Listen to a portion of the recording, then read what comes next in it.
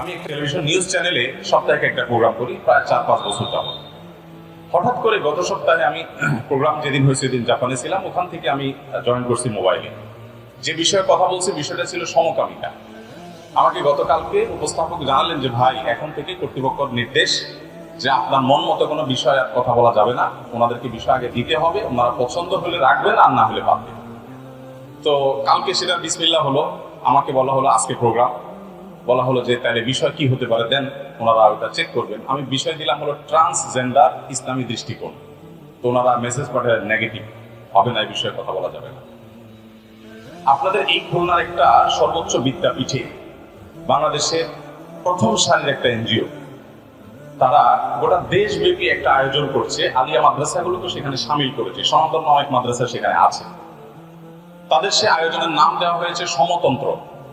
এই সমতন্ত্র নামক আয়োজনে খুলনাতে যে ঘটনাটা ঘটেছে, দুঃখজনক যে আমরা অনেক তরুণ আলেমরা আছে, আমরা জানিও না যে গোটা দেশে এমন একটা ভয়ঙ্কর কাজ এই খুলনায় হয়েছে, আমরা অনেকে জানিও না। আমি তাহাদিয়াত সম্পর্কে বলছি, অনেক চ্যালেঞ্জেস আছে, যে চ্যালেঞ্জেস গুলোর সব কথা আমাদের জানাও নাই যে কি চলছে ভেতরে। সমকামিতাকে সরাসরি প্রতিষ্ঠা করা দেশে কঠিন, কারণ আমাদের দেশের সংবিধানে এখনো পর্যন্ত সমকামিতা এটা অপরাধ, আর ধর্মীয় দৃষ্টিকোণ থেকে তো আছেই। সেজন্য সরাসরি সমকামিতার উইন্ডো দিয়ে, জানালা দিয়ে ঢোকা যাবে না। এই জন্য নাম দেওয়া হয়েছে ট্রান্সজেন্ডার। ইন্টারন্যাশনালি এটা আছে। তো ট্রান্সজেন্ডার সাধারণ মানুষ তো বুঝবে না।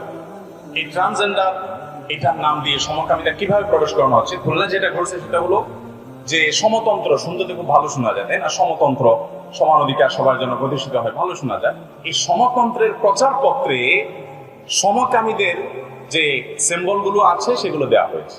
এগুলো নিয়ে যখন সোশ্যাল মিডিয়াতে ব্যাপকভাবে আন্দোলন গড়ে উঠলো, তারা বাধ্য হয়ে সেটা সরিয়ে নিয়েছে, কিন্তু এজেন্ডা সেটা চলছে। তো এবং আরেকটা বেসরকারি বিশ্ববিদ্যালয়ের প্রোগ্রাম হতে চলেছে মেয়েদের জন্য। সেখানে এই ট্রান্সজেন্ডার অর্থাৎ রূপান্তরিত নারী, যিনি আসলে একজন পুরুষকে সেখানে মেয়েদের মধ্যে ঢোকার, কথা বলার সুযোগ করে দেওয়া হচ্ছে, কারণ ওই পুরুষ নিজেকে মনে করছেন তিনি এখন নারী। আপনারা সবাই কম বেশি অবগত আছেন। দেখুন কিভাবে এর মাধ্যমে সমকামিতা প্রতিষ্ঠিত করা হয়। একজন ছেলে, তিনি ঘুম থেকে উঠে সকালে মনে করলেন না আমি নিজেকে নারী ঘোষণা করব, বাস যথেষ্ট। তিনি নিজেকে নারী মনে করছেন, নারী ঘোষণা দিতে পারেন তিনি। আর যখন তিনি নারী ঘোষণা দিবেন, তখন এই ভদ্রলোক, যিনি ভদ্র মহিলা সাজলেন, এখন এই নারী ঘোষণা দেওয়ার পর নিজেকে সমাজ তাকে নারী হিসেবে ট্রিট করতে হবে, সবাই তাকে নারী হিসেবে গ্রহণ করতে হবে, নারীদের সকল অ্যাক্সেস তাকে, সুবিধা তাকে দিতে হবে।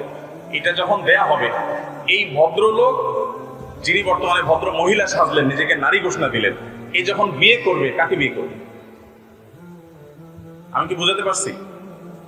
উনি তো পুরুষ, ওনার পুরা অবকাঠামো, শরীরের পুরো স্ট্রাকচার পুরুষের, সবকিছু পুরুষের, ওনার ভিতরে নারীত্বের কিছুই নেই, শুধু ওনার মনে হচ্ছে উনি নারী, উনি ঘোষণা দিয়ে দিলেন। এখন এই ভদ্রলোক বা ভদ্র মহিলা যেটাই বলেন, উনি যখন বিয়ে করবেন, যেহেতু উনি নারী হিসাবে সমাজে স্বীকৃত, তাহলে বিয়ে করবেন একজন পুরুষকে। অথচ উনি আগে থেকে কি আছেন? তাহলে এবার পুরুষে ঠিক একই কথা মেয়েদের বেলা প্রযোজ্য। কিভাবে সমকামিতা প্রতিষ্ঠিত করার জন্য এক একটা উদ্যোগ নেওয়া হচ্ছে, হাজার হাজার কোটি টাকার ফান্ড ঢালা হচ্ছে, বিশ্ববিদ্যালয়গুলোকে কেনা হচ্ছে, তরুণদের মগজ ধোলাই করা হচ্ছে ব্যক্তি স্বাধীনতার নাম দিয়ে। আজ চায়নায় সব মানুষ নাই, মানুষের অভাব, হাহাকার। দক্ষিণ কোরিয়া, জাপান, যে দেশগুলো ব্যক্তিগতভাবে আমি ঢুকে অনুসন্ধান চালানো, দেখার সুযোগ হয়েছে, সেগুলোর কথা বলছি। ইটালির কথা প্রথম সারির গণমাধ্যমে আমি দেখেছি। মানুষ নাই। জন্মের হার বাড়াবার জন্য সরকার প্রণোদনা দিয়ে মানুষের জন্মের হার বাড়াতে পারছে না, কারণ এই সমস্ত বস্তাপতা সস্তা আইডিয়াগুলো তাদের জন্মের হারকে একেবারে বন্ধ করে দিয়েছে এবং ধ্বংসের দিকে তারা চলে গেছে। এখনো মুসলমানরা আলহামদুলিল্লাহ ভালো আছে, সেগুলোকে ধ্বংস করবার চক্রান্ত চলছে। একটা বললাম, এরকম অন্তত আরো 10টা ষড়যন্ত্রের কথা বলতে পারবো, যেগুলো খুব ডিপলি, একদম গভীরে বাংলাদেশের প্রতিটা রন্ধ্রে প্রবেশ করে গেছে। এই ট্রান্সজেন্ডার আপনারা জানেন, স্কুলের বাচ্চাদেরকে পর্যন্ত শেখানোর আয়োজন করা হয়েছে, এবং এই বিষয়ে আমরা কথা বলেছি, এবং সরকারের বিভিন্ন সংস্থার সাথে ব্যক্তিগতভাবে আমি ঘন্টায় ঘন্টা বৈঠক করেছি, বিভিন্ন সুপারিশনামা দিয়েছি, এবং সেখানে আলহামদুলিল্লাহ কিছুটা কাজ হয়েছে, যদিও বেশিরভাগ কাজে আইওয়াসমূলক মূল জিনিস সবই রয়ে গেছে। তো ট্রান্সজেন্ডার স্কুলের বাচ্চাদের গেলানোর চেষ্টা করা হচ্ছে, আমরা কোথায় যাচ্ছি? এরকম আরেকটা চ্যালেঞ্জ হলো ইনকারে হাদিসের ফিতনা। ইনকারে হাদিসের ফিতনা সম্পর্কে আর লম্বা চড়া কথা বলার দরকার নেই, আসেন এখানে কিছু কথা আলোচনা হয়েছে আলহামদুলিল্লাহ। এটাও খুব ভয়াবহ আকার ধারণ করেছে এবং এতটাই ভয়াবহ আকার ধারণ করছে, আমাদের মুশকিল হলো অনেক ফিতনা যখন মাথা ছাড়া দিয়ে উঠে তখন আমরা টের পাই, ততক্ষণে আসলে আর কিছু তেমন করার থাকে না, এটা নাগালের বাইরে চলে যায়। তো এরকম একটা প্রোগ্রাম কোন একটা টিভি চ্যানেলে প্রচারিত হচ্ছে, আমি জানতে পারার পর ওই চ্যানেলের কর্তৃপক্ষের সাথে যোগাযোগ করার সুযোগ ছিল, ওনাদেরকে রিকোয়েস্ট করার পর ওরা বন্ধ করে দিচ্ছে।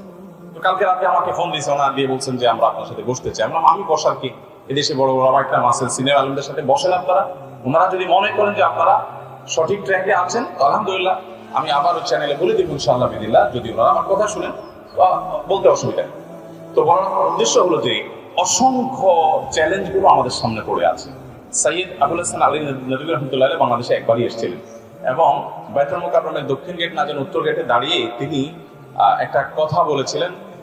তখনকার খতিব আব্দুল্লাহ চৌধুরী রাহিমাহুল্লাহর উপস্থিতিতে মানে সালমান শাহ হুজুরের মুখ থেকে বা বহুবার এই কথা আমি শুনেছি। তো হুজুর বলেছিলেন যে আলী নদভী রহমতুল্লাহ বলেছেন যে বাংলাদেশের মানুষ এরা আমার, বাংলা যদি বলতে যায়, এরা আমার পুলক বিস্ময় এবং ব্যথার কারণ।